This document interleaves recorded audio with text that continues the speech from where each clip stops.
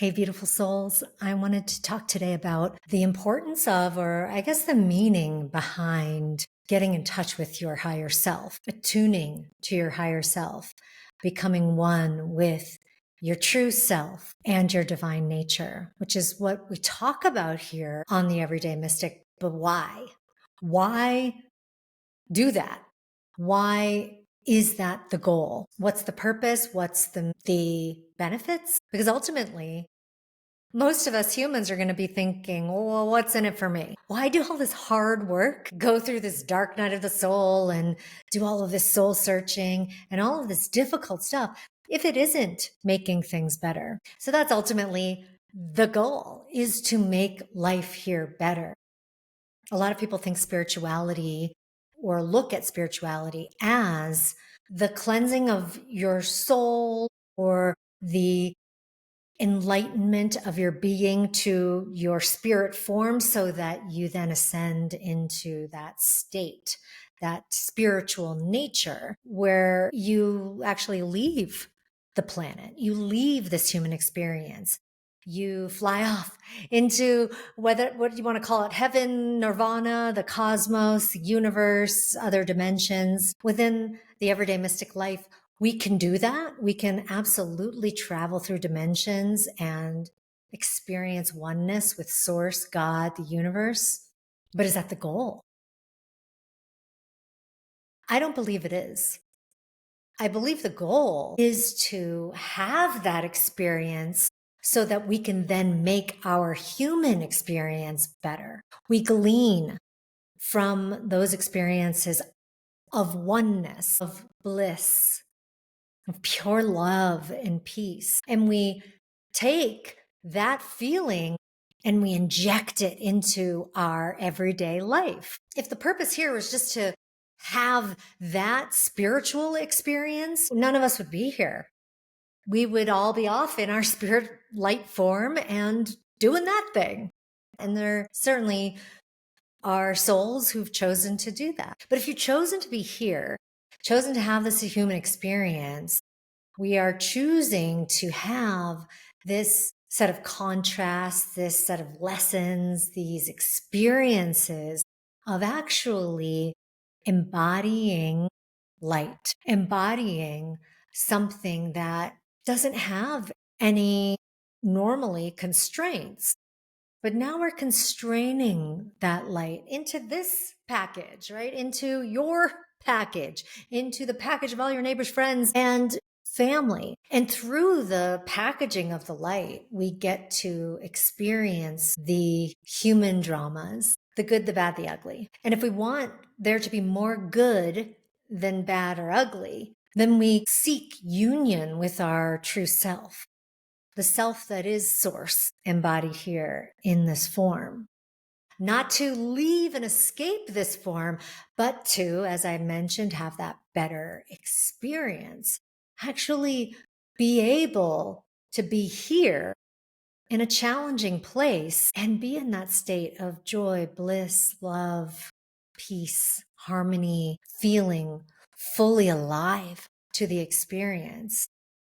Now, if that's not a test for most humans, then I don't know what is, because this is a dark, challenging, and interesting place, depending on what day you ask me. If you ask me today, this is a place that feels like a playground of experience and joy. And there's something to be said for when you overcome challenges where that reward is so much sweeter. The outcome of you going through the roller coaster ride and then getting to the end is like, whew, wow, that was fun. That was exhilarating. That felt amazing. That felt alive. So if we want to have a better human experience here, just take away all the other stuff of even believing that, well, our purpose here is to come into oneness with our divine nature so that we can have a better experience. Forget all the oneness stuff. Forget all the true self, divine nature stuff.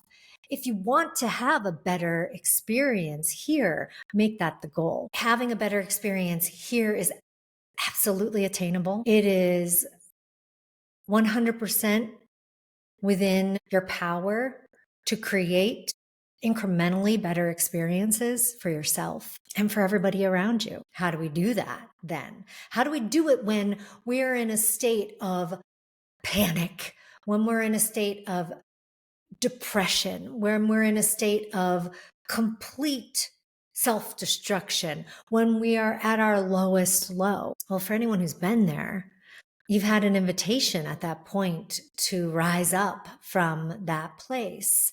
And most people who are here to tell us about it are in a incrementally better place because they got to that lowest low. And we all don't have to get to the lowest low. We can recognize today, right now, that you could be feeling better, thinking better, behaving better, living better.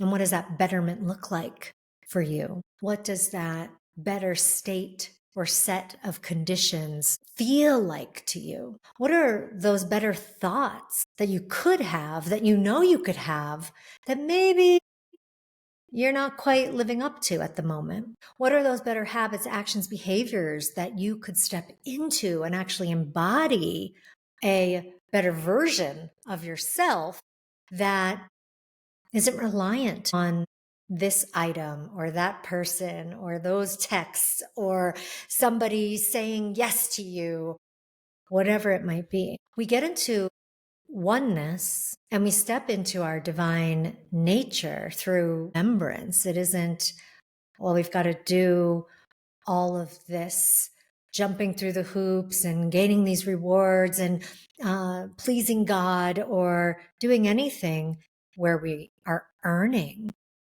that state. We are simply remembering that state of being as our true state. In that remembrance of our true state, we then get to live in our true power, which is a powerful being that gets to choose, that gets to say, I want to feel differently. I want to think differently. I want to act differently. I want to behave differently. I want to have different circumstances. I want to be in a different experience. Let me create that. We come from pure creation, the energy of creation, which is the energy of love. We come from that. So when we talk about remembering our divine nature, it's just remembering that. It's remembering that that's where we come from. That's who we are. And that's truly our true state. Your true state isn't that annoyed person who can't stand their coworker. Your true state isn't the person who gets angry in traffic. Your true state isn't the person who gets hurt when someone doesn't call or text them back. Your true state isn't any of those. We'll just encapsulate them as low vibe energies. Those are all your human states that have been learned and have been programmed and have been habituated over time. And the reason we can see all of this and know this is that you could take two people who the same thing happens to. One of them reacts like it's the end of the world and the other person's just like, no big deal. But maybe take that person who thinks it's no big deal in that situation and compare them to somebody else in another situation, and that person's flying off the handle and that other person's like, no big deal. It's all subjective. It's all subjective to our own set of experiences that we've had in our human form. So why then do we seek the oneness, the union with our true self, our true form? So we can remember that we're not our stories, that we're not the things that happen to us. We aren't the relationships that have occurred in our human experience. We aren't our job. We aren't our things that we do and produce. We're not our activities. We're not our family. We're not where we live. We're not what we own. We're not any of those things. And yet most of us go through life thinking that that's who we are. That's the identity that we've constructed, are all those things that we kind of pack around us to project out to people. This is who I am. I'm a straight A student. I'm a model employee. I am a CEO. I am a degenerate. I'm a drunk. I'm a loser.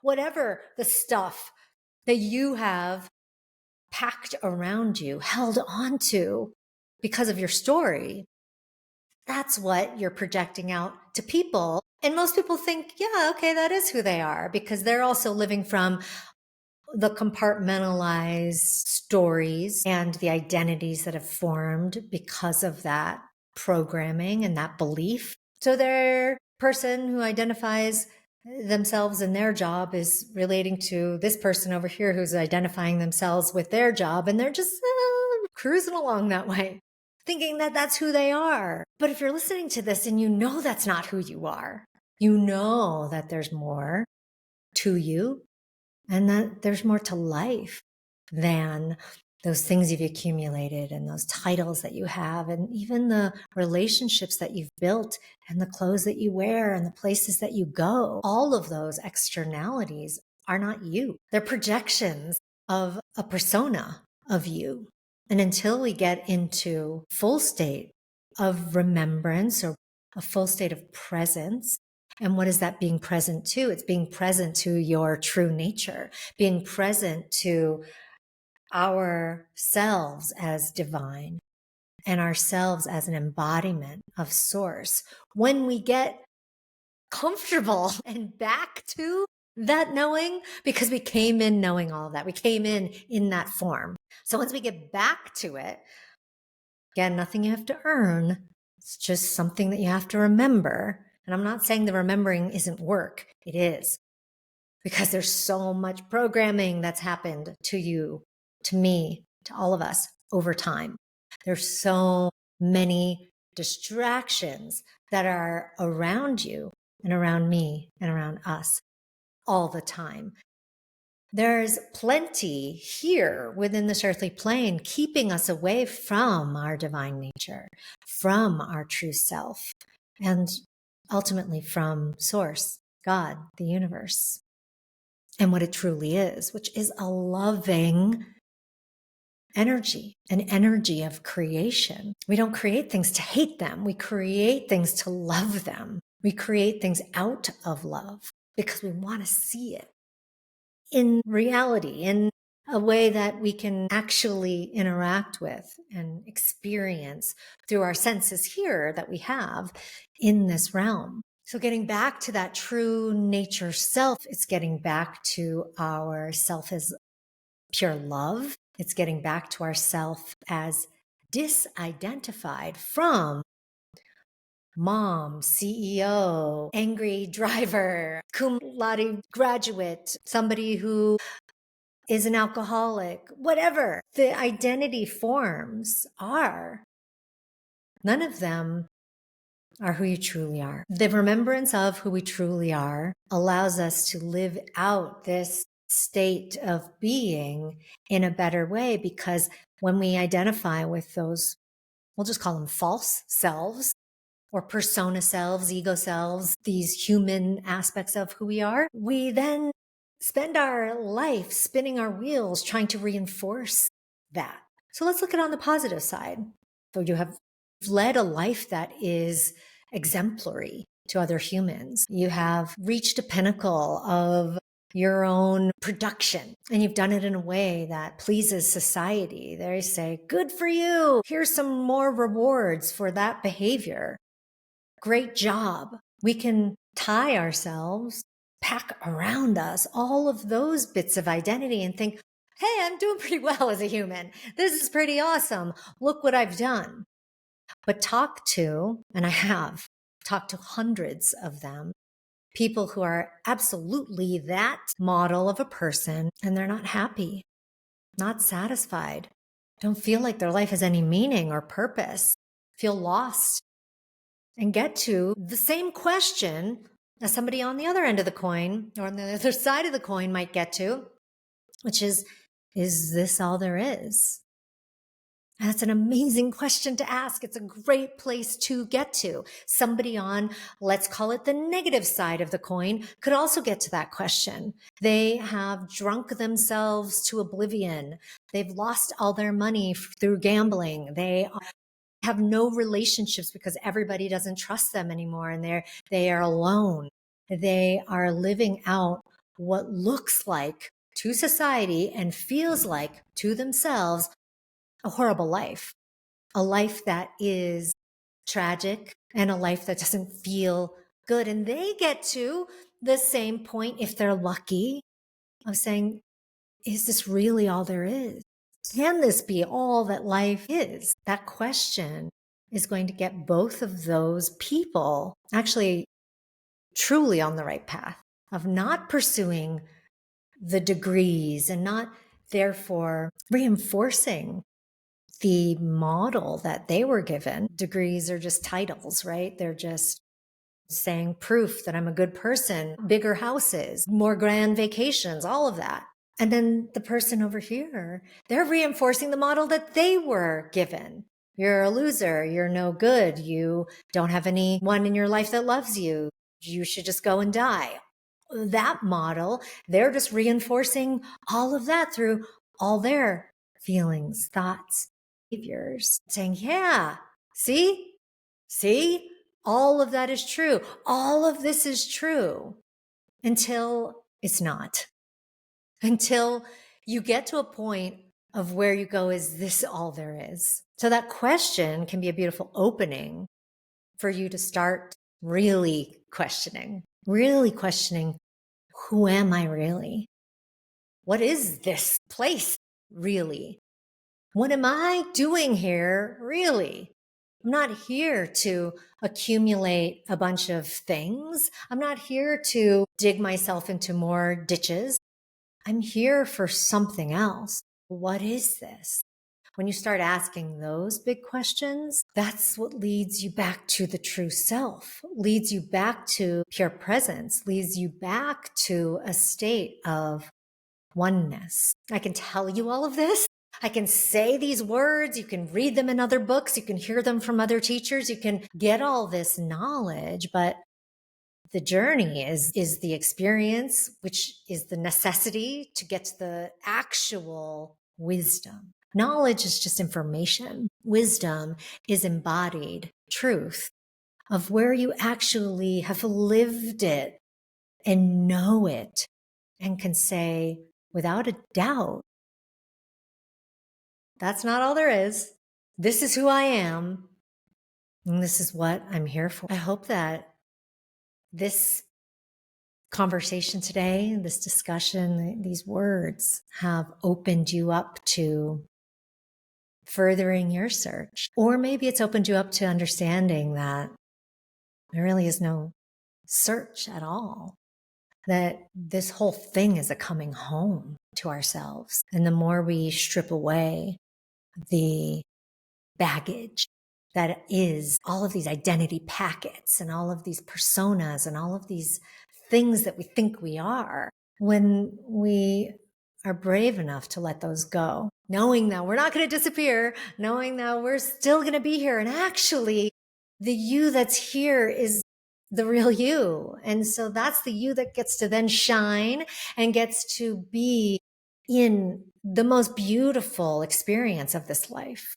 Not the one that's encumbered by all of those little packets of things that you've packed around you and project out that offer protection, that offer safety, that offer you something to put out in the world because you don't know necessarily who you are yet.